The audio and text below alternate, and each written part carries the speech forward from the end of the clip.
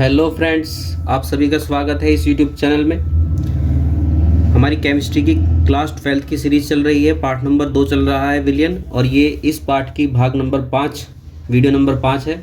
तो आज हम क्या क्या पढ़ने वाले हैं? आज हम पढ़ने वाले हैं अणुसंख्या गुणधर्म के बारे में। उस अणुसंख्या गुणधर्म के बारे में जब हम लोग पढ़ लेंगे तब हम उसके कुछ उदाहरण देखेंगे, कौन कौन से कुछ मुख्य उदाहरण हैं। और उन्हीं उदाहरणों में से एक उदाहरण है क्वथनांक का उन्नयन, जो कि आज हम करने की कोशिश करेंगे। तो चलिए हम शुरू करते हैं। सबसे पहले हमारा जो टॉपिक है आज का वो है अणुसंख्या गुणधर्म। अणुसंख्या गुणधर्म, इंग्लिश में हम इसे कहते हैं colligative properties. COLLI colligative properties. तो अणुसंख्या गुणधर्म हम लोग समझने वाले हैं क्या होते हैं। देखिए, कुछ गुण ऐसे होते हैं जो कि इस बात पर निर्भर करते हैं कि विलयन में कणों की संख्या कितनी है।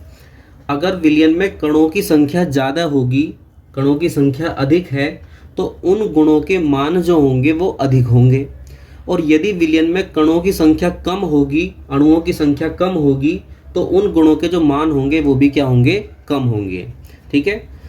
तो विलयन के कुछ गुण ऐसे होते हैं जो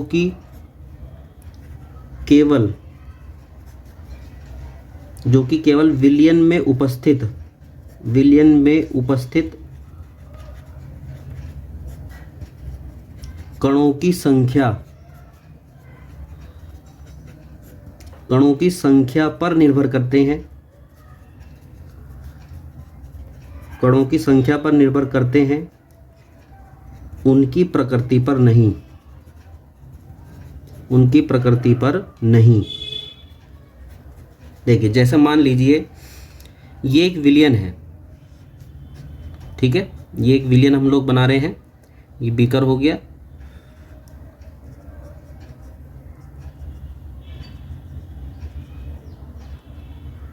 अब इस विलयन को बनाते समय हमने क्या करा? इसमें मान लिया NaCl मिलाया। क्या मिलाया? NaCl मिलाया। एक दूसरा विलयन हम लोग बनाते हैं।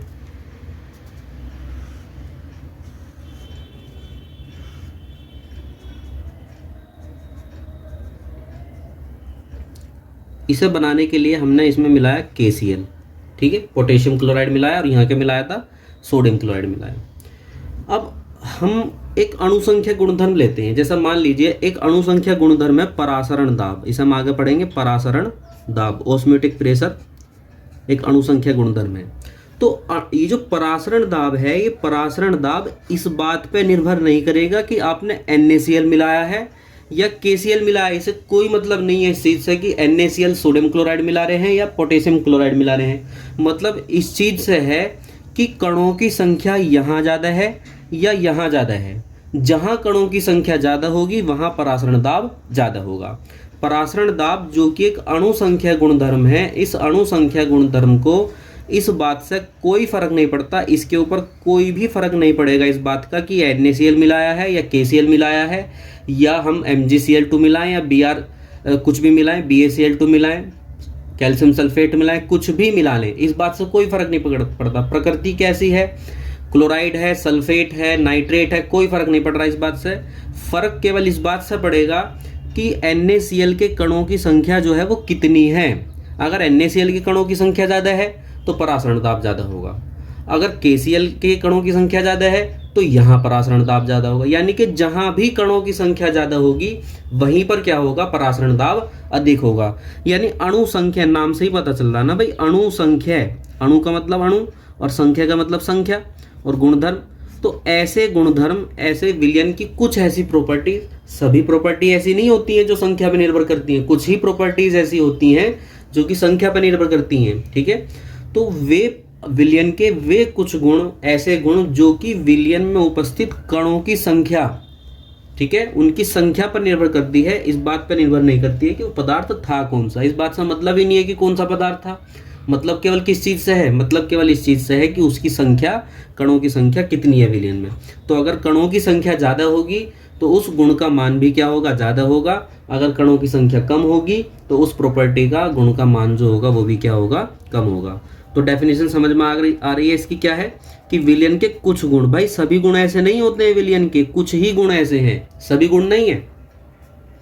विलियन के कुछ ऐसे गुण जो कि विलियन में उपस्थित कणों की संख्या पर निर्भर करते हैं, depend on the number of molecules, number of particles, कि कणों की संख्या कितनी है उन संख्या पर निर्भर करते हैं, उनकी प्रकृति पर निर्भर नहीं करते हैं। ठीक है, तो ऐसे गुणों को हम बोलते हैं अणुसंख्यक गुणधर्म।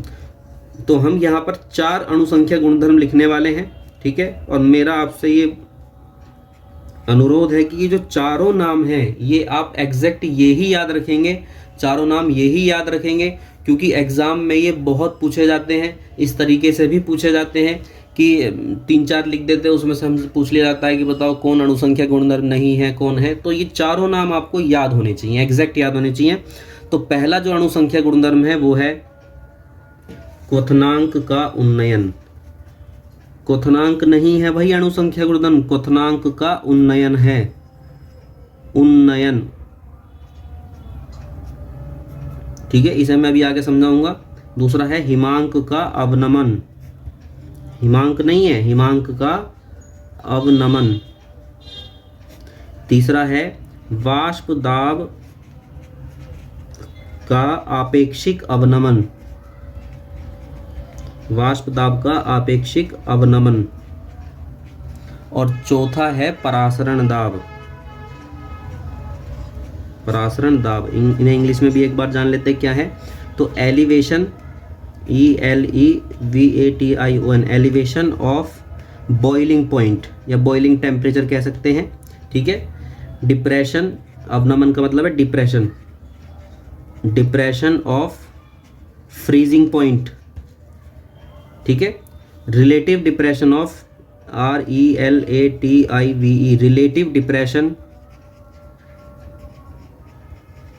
Relative depression of vapour pressure. और नेक्स्ट है ऑस्मियोटिक प्रेशर, ऑस्मियोटिक प्रेशर। ठीक है, तो 4 हमारे अणुसंख्यक गुणधर्म हैं जो कि हमें याद रखने हैं, बिल्कुल एग्जैक्ट याद रखने हैं, इनमें कोई गुंजाइश नहीं है कि थोड़ा भी इधर उधर हो।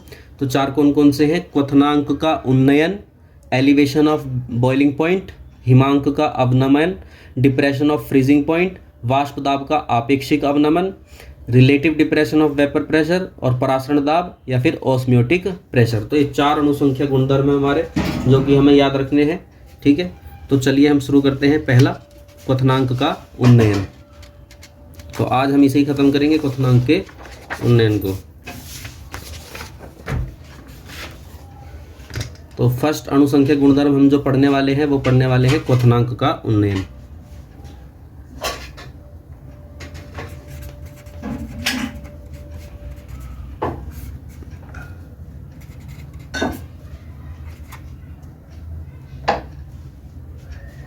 क्वथनांक का उन्नयन,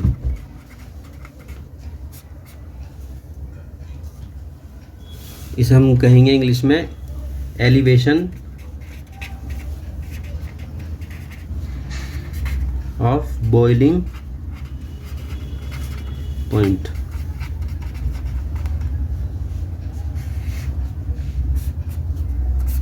ठीक है, तो सबसे पहले हम यही जानते हैं कि क्वथनांक क्या होता है।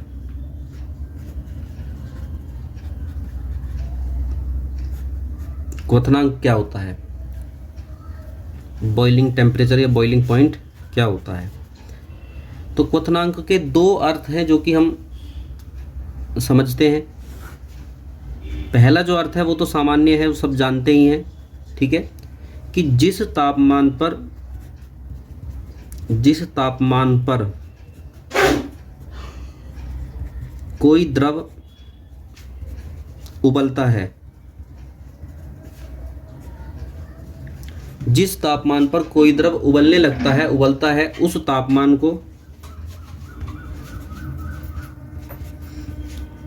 तापमान द्रव का क्वथनांक कहा जाता है, क्वथनांक कहा जाता है। ऐसा आप पढ़ चुके होंगे, आपसे पहले भी आपने पढ़ा ही होगा, ठीक है। ये तो 9, 10th की 7, 8th क्लास की बात है कि जिस टेम्परेचर पर कोई द्रव उबलने लगता है उस टेम्परेचर को क्या कहा जाता है, क्वथनांक कहा जाता है। जैसे यदि हम जल की बात करें, पानी की बात करें, तो जल का जो क्वथनांक है, जल का क्वथनांक कितना होता है, 100 डिग्री सेल्सियस होता है।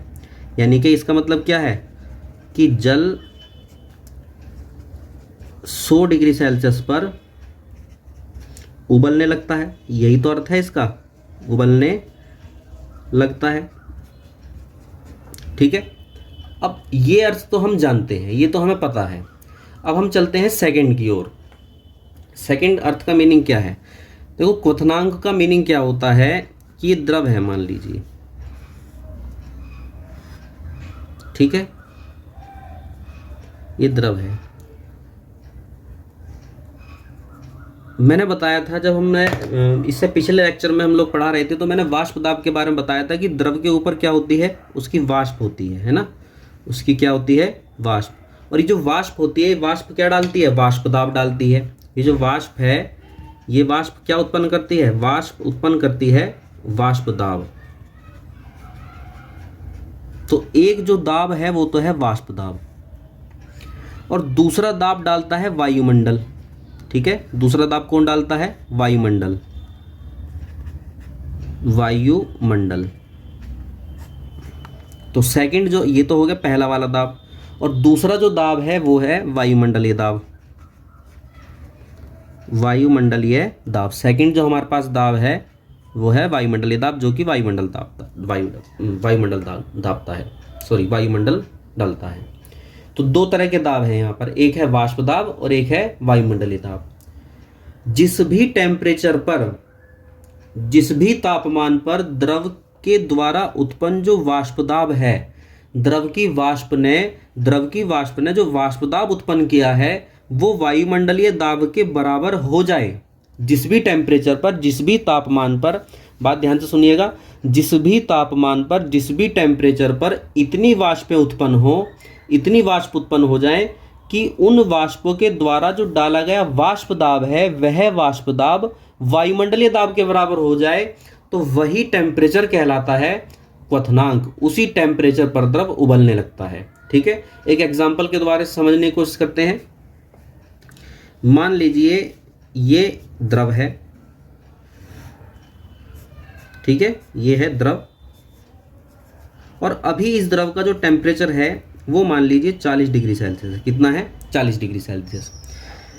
देखो, वायुमंडलीय दाब फिक्स होता है, वायुमंडलीय दाब हम कंट्रोल नहीं कर सकते, वो तो फिक्स है, ठीक है। वायुमंडलीय दाब जो होता है वो फिक्स होता है, उसे हम लोग चेंज नहीं कर सकते, क्योंकि वो तो भाई वायुमंडल का है ना, हम थोड़ी चेंज कर देंगे उसे।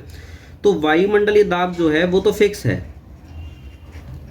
वायुमंडलीय दाब है फिक्स, और ये होता है एक, कितना होता है, 1 ATM, एटमॉस्फेरिक प्रेशर इसे हम कहते हैं, एक वायुमंडलीय दाब।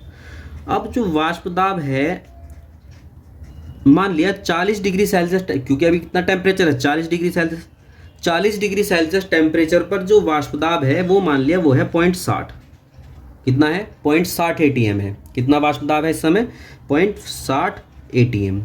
तो क्या ये दोनों बराबर हैं, वाष्प दाब और वायुमंडलीय दाब बराबर हैं, नहीं है बराबर।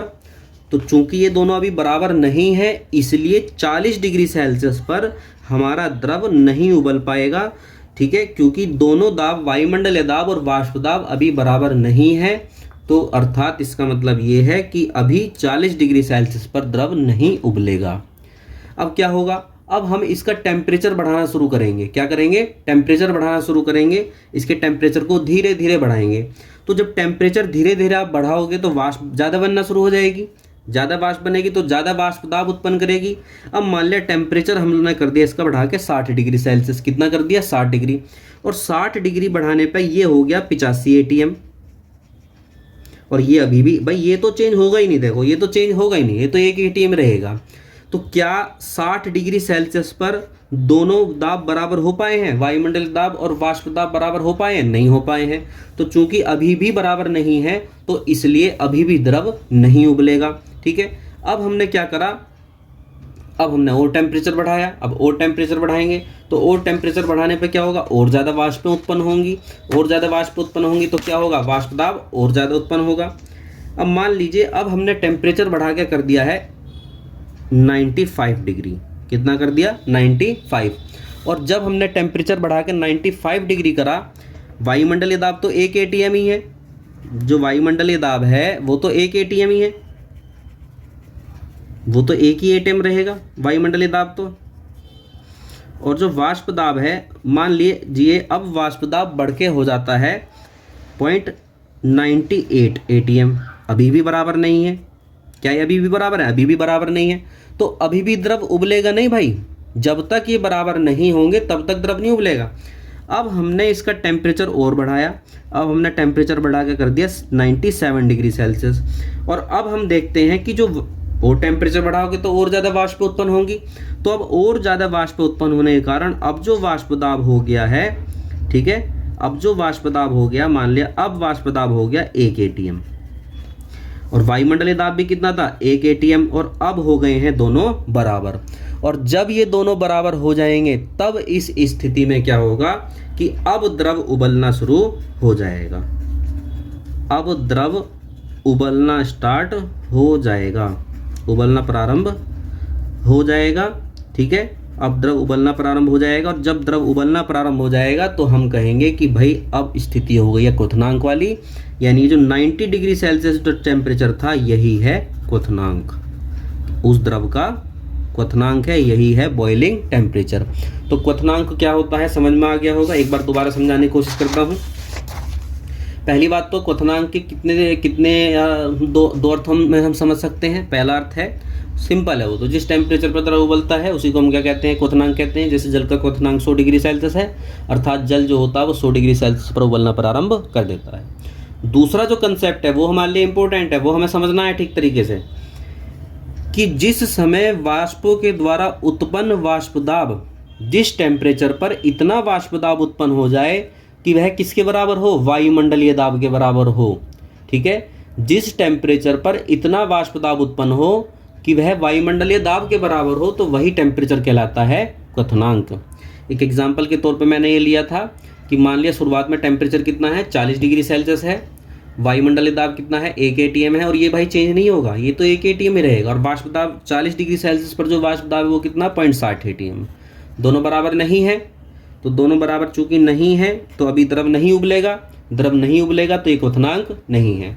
हमने टेम्परेचर बढ़ा के करा 60 डिग्री सेल्सियस, 60 डिग्री सेल्सियस पर हम देखेंगे कि वाष्प दाब बढ़ जाएगा, क्योंकि वाष्प बढ़ेंगी भाई, ज़्यादा वाष्प बनेगी टेम्परेचर बढ़ाओगे तो। अब वाष्प दाब हो गया 0.85 atm, अभी भी दोनों बराबर नहीं है, तो अब भी द्रव नहीं उबलेगा, यानी ये भी क्वथनांक नहीं है। हमने और बढ़ाया टेम्परेचर, जब और बढ़ा के टेम्परेचर करा 95 डिग्री सेल्सियस तो और ज़्यादा वाष्प बनी, और ज़्यादा वाष्प दाब हो गया 0.98 हो गया, ठीक है, लेकिन अभी भी बराबर नहीं है, तो अभी भी द्रव नहीं उबलेगा, तो ये अभी भी क्वथनांक नहीं है। लेकिन जब हम टेम्परेचर कर देते हैं 97 डिग्री सेल्सियस, तो अब जो वाष्प दाब उत्पन्न हुआ वो 1 atm यानी वायुमंडलीय दाब के बराबर हो गया है। तो अब चूंकि दोनों बराबर हैं तो ये 97 डिग्री सेल्सियस जो है ये ही है क्वथनांक, और अब द्रव उबलना प्रारंभ कर देगा, ठीक है। तो ये था पूरा कंसेप्ट क्वथनांक का। उम्मीद करता हूँ आपको समझ में आ गया होगा। यदि आपको ये समझ में आया है तो प्लीज़ मुझे कमेंट करके ज़रूर बताइए कि हाँ सर हमें समझ में ये आ गया है। देखिए अगर आप बताएंगे तभी मुझे पता चल पाएगा कि आप लोगों की समझ में आ पा रहा है या फिर नहीं आ पा रहा है, ठीक है। तो मेरा आपसे जो अनुरोध है प्लीज़ कमेंट करके ज़रूर बताइए कि समझ आया है, समझ आ पा रहे हैं जो मैं पढ़ा रहा हूँ या फिर नहीं आ रहा है। तो अब हम चलते हैं नेक्स्ट, हमारी जो मेन टॉपिक था वो था क्वथनांक का उन्नयन। क्वथनांक का उन्नयन,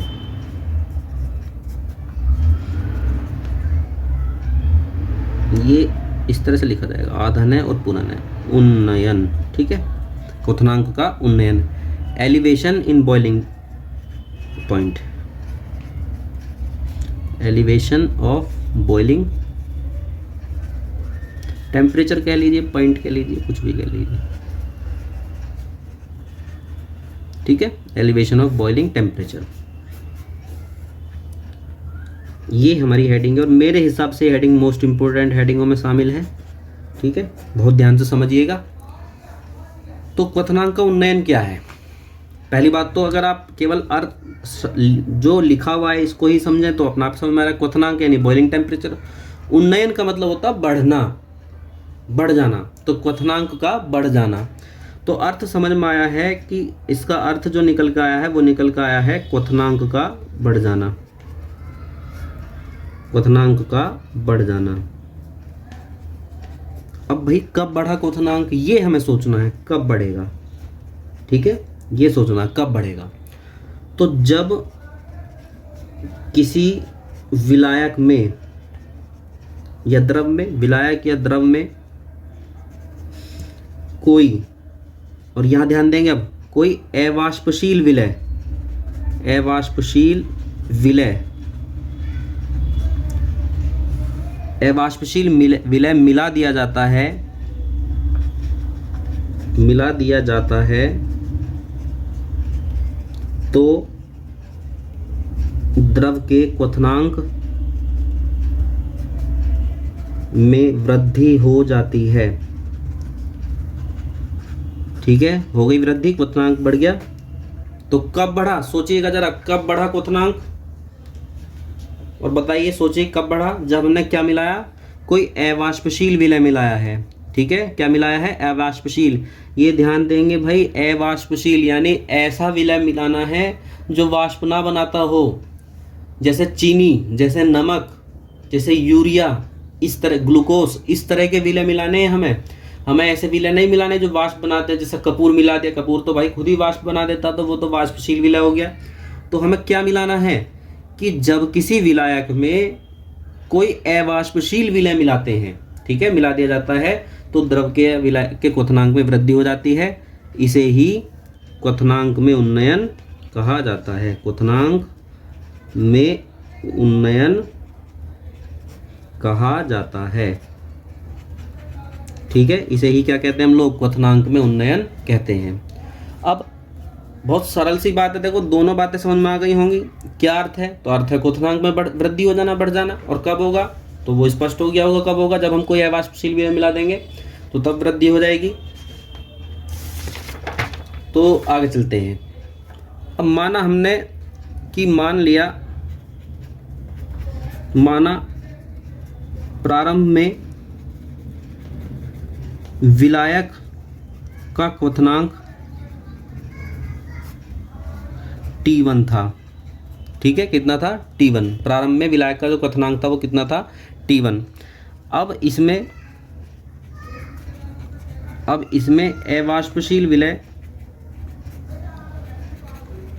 अवाष्पशील विलय की कुछ मात्रा मिलाने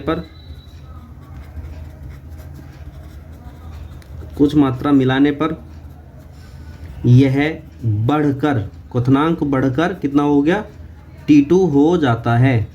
भाई बढ़ेगा ना क्वथनांक, तो क्वथनांक बढ़कर कितना हो गया, T2। तो क्वथनांक में वृद्धि कितनी हुई, ठीक है, क्वथनांक में वृद्धि कितनी होगी, क्वथनांक में वृद्धि डेल्टा T इजिकल टू कितनी होगी, बताओ, T1 माइनस T2 या T2 माइनस T1। सोचो, तब तक मैं भी सोचता हूं। पहले कितना था, T1, अब कितना हो गया है, T2 हो गया है। तो क्वथनांक में वृद्धि कितनी होगी, T2 माइनस T1। आप कोई न्यूमेरिकल वैल्यू लेके सोच सकते हैं कि भाई मान लीजिए शुरुआत में, मान लीजिए प्रारंभ में था 20 डिग्री सेल्सियस, ठीक है, और बाद में हो गया कितना, 25 हो गया है, ऐसा सोच सकते हैं। पहले था 20 और अब हो गया है 25, तो वृद्धि कितनी हुई, 5 की। और 5 कैसे निकालोगे, 25 माइनस 20 यानी T2 माइनस T1। तो क्वथनांक में वृद्धि कितनी हुई, T2 माइनस T1। और अब आती है एक सबसे महत्वपूर्ण बात कि जो क्वथनांक में जो वृद्धि हुई है, क्वथनांक में हुई जो वृद्धि है, जिसे हम क्या कहते हैं, क्वथनांक में उन्नयन, क्वथनांक में उन्नयन जिसे हम कहते हैं, क्वथनांक में हुई वृद्धि या उन्नयन, ये जो डेल्टा T है, ये अनुक्रमानुपाती होता है विलय की मोललता के, विलयन की मोललता के, विलयन की मोललता। ये एक मोस्ट इम्पोर्टेंट लाइन है जो कि सीधे ऑब्जेक्टिव क्वेश्चन भी बनाती है, 1 नंबर का क्वेश्चन भी बनाती है, वेरी शॉर्ट भी बनाती है। जैसे सीधे दे दिया जाता है कि क्वथनांक में वृद्धि अनुक्रमानुपाती होती है मोलरता के, नॉर्मलता के, मोललता के, तो इस तरीके से कुछ भी बना सकते हैं। तो हमें ध्यान रखना है यहाँ पे क्या चीज़ है, मोललता। ठीक है भाई, क्या है, मोललता। तो क्वथनांक में वृद्धि प्रोपोर्शनल टू मोललता स्मॉल m। ठीक, तो प्रोपोर्शनल का चिन्ह जब हम हटाएंगे तो यहाँ एक नियतांक आएगा, और यहाँ जो नियतांक आया है उसे हम लगाते हैं kb। क्या है ये, kb। और जहाँ ये जो kb है इसको हम बोलते हैं उन्नयन स्थिरांक, उन्नयन स्थिरांक। ठीक है, kb का क्या नाम है, उन्नयन स्थिरांक है। तो डेल्टा टी प्रोपोर्शनल टू मोललता, और मोललता ही लिख लीजिए, इसे पूरा लिखिए, मोललता, है ना, मोललता प्रोपोर्शनल टू मोललता। प्रोपोर्शनल का चिन्ह हटा के हमने नियतांक लगाया है, नियतांक का क्या नाम है, kb, उन्नयन स्थिरांक। अब मोललता का फॉर्मूला सोचिए और यहाँ पर रखिए। मोललता का फॉर्मूला क्या बताया था मैंने, विलय के मोल अपॉन विलायक का द्रव्यमान, और ये द्रव्यमान किस चीज़ में बताया था, किलोग्राम में। यही बताया था ना फॉर्मूला कि विलय के मोल अपॉन विलायक का द्रव्यमान किलोग्राम में। ठीक, अब ये दोनों चीज़ें हमें जो है क्या करनी है, खोलनी है। चलते हैं, तो हम लोग कहाँ तक पहुँच गए हैं, हम पहुँच गए हैं कि क्वथनांक में उन्नयन जो है वो इजिकल टू है उन्नयन स्थिरांक, ऊपर था विलय के मोल अपॉन नीचे क्या था, विलायक का द्रव्यमान, विलायक का द्रव्यमान। ठीक, तो विलय के मोलों का फॉर्मूला क्या था, ग्राम में मात्रा, विलय की ग्राम में मात्रा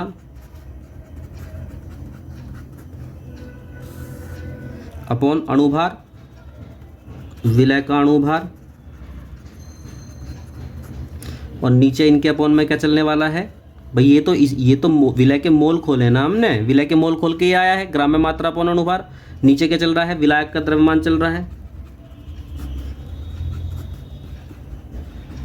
विलायक का द्रव्यमान चल रहा है किलोग्राम में। देखिए विलय की ग्राम में जो मात्रा है, ग्राम में मात्रा को हम दिखा रहे हैं स्मॉल w से। ठीक, विलय का जो अणुभार है, अणुभार को दिखा रहे हैं हम स्मॉल m से। विलय के लिए दोनों चीज़ें स्मॉल रखेंगे, देखो फॉर्मूला समझ में भी आ जाएगा, सब कुछ होगा, लेकिन याद जब हम करेंगे तब हमें ये समस्या उत्पन्न होगी। तो उस याद करने की समस्या को हम यही सुलझा दे रहे हैं कि विलय की जो भी चीज़ें होंगी वो स्मॉल लेटर्स से दिखाएंगे हम लोग। विलय का ग्राम में मात्रा तो स्मॉल w, और विलय का अणुभार तो स्मॉल m। ठीक है, और विलायक की जो चीज़ें होंगी वो सब कैपिटल से होंगी, और विलायक की केवल एक ही चीज़ है, विलायक का द्रव्यमान। तो विलायक का द्रव्यमान हो गया कैपिटल W। ठीक, तो ये कहाँ जाएगा, ये यहाँ आ जाएगा। तो kb into small w upon small m तो था ही, और ये आ गया यहाँ। ठीक, और ये ध्यान रखेंगे अभी किस चीज़ में चल रहा है, किलोग्राम में, है ना। जब लेकिन सवाल में क्या होता है कि किलोग्राम नहीं दिया होता, ज़्यादातर चीज़ें ग्राम में चलती हैं। ठीक, और दूसरी चीज़ ये भी ग्राम में था।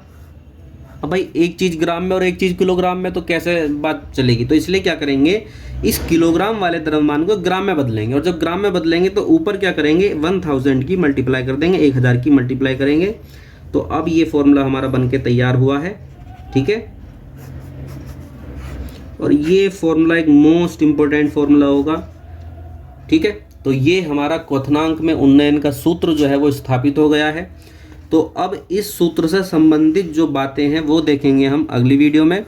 ठीक है, तो एक तो मेरा आप सभी से अनुरोध है कि जो भी चीज़ें हैं वो कमेंट बॉक्स में मुझे करके बताइए कि समझ में आ रहा है या नहीं आ रहा है। ठीक है, और अगर ये वीडियो आपको अच्छी लग रही है तो इस वीडियो को लाइक कीजिए, शेयर कीजिए और चैनल को सब्सक्राइब कीजिए। धन्यवाद।